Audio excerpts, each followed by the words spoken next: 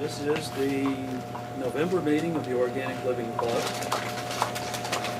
Our mission is to educate our members and the public about living an organic, sustainable, and natural lifestyle.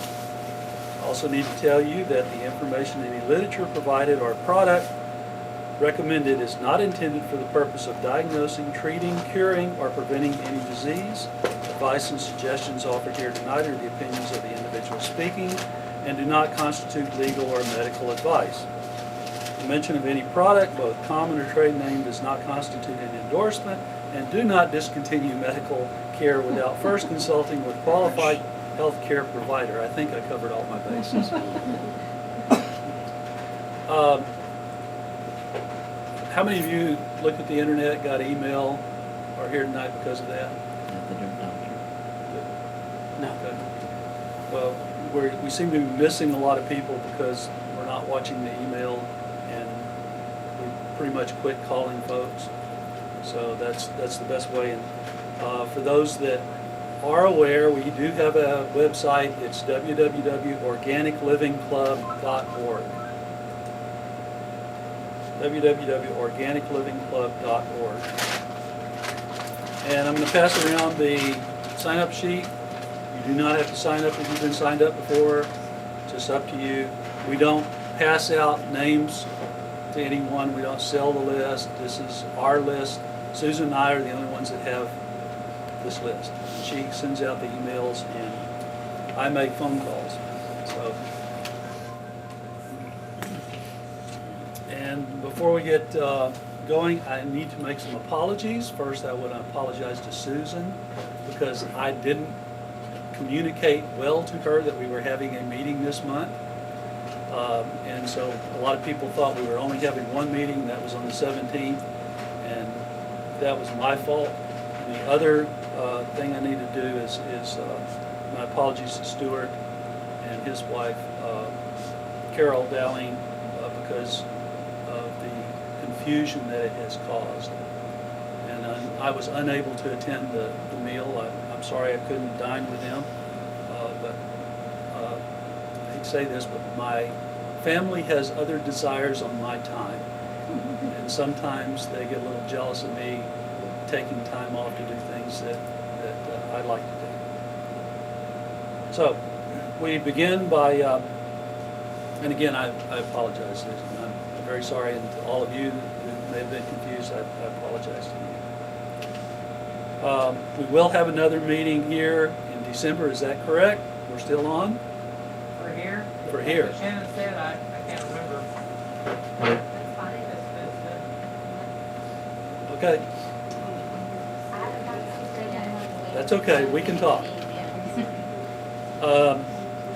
And that will be December the 29th. It's after Christmas. I got a few calls from people that said, hey, Christmas is not going to interfere with our meeting time this year. And I said, no, if you want a meeting, we get at least a dozen people. And I had 5 people call me asking if we were going to have a meeting in December. So yes, we will. And the meeting will be the 29th at 7 p.m. Hope you can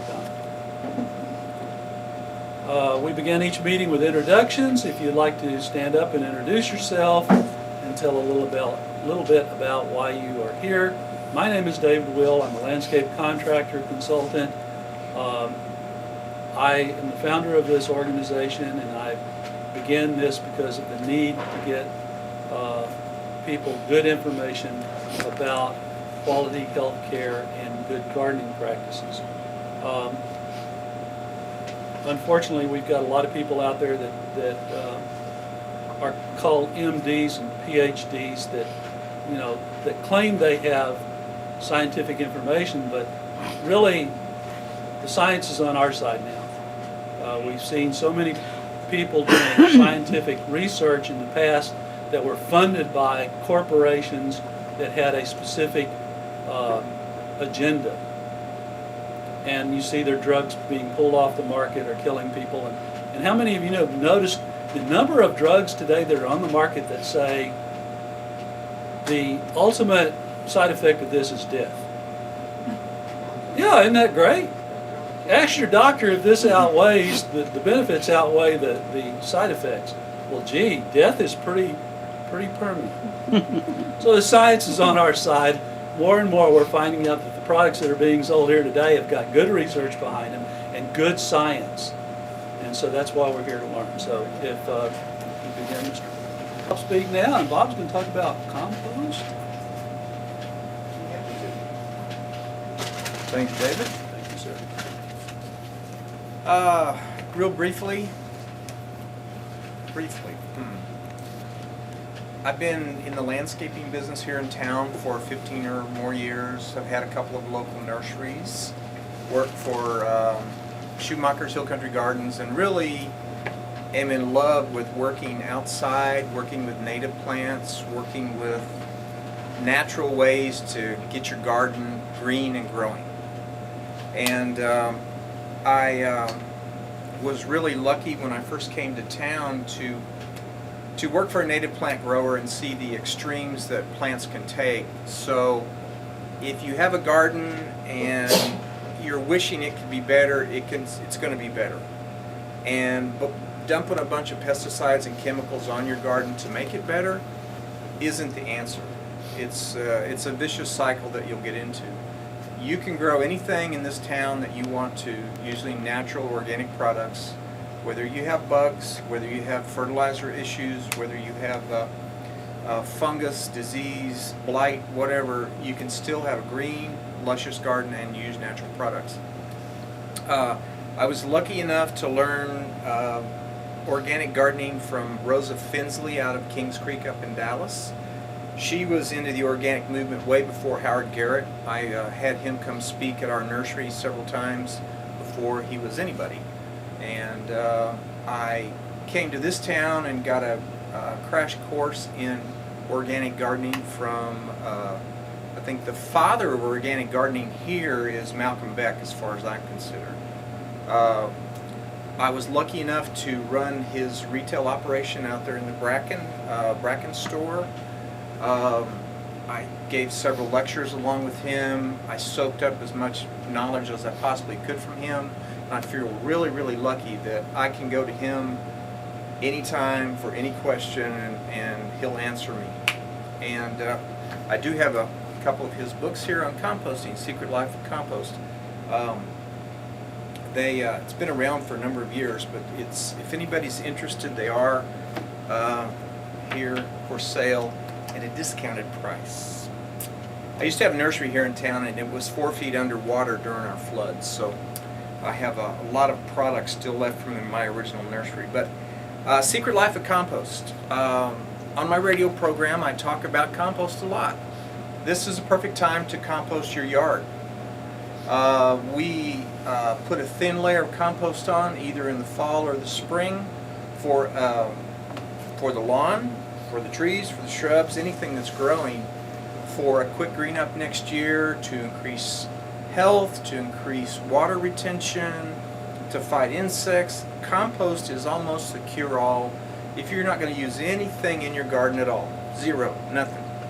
If you use compost and selected the right plants for the right location, possibly used a little mulch, you'd probably be successful.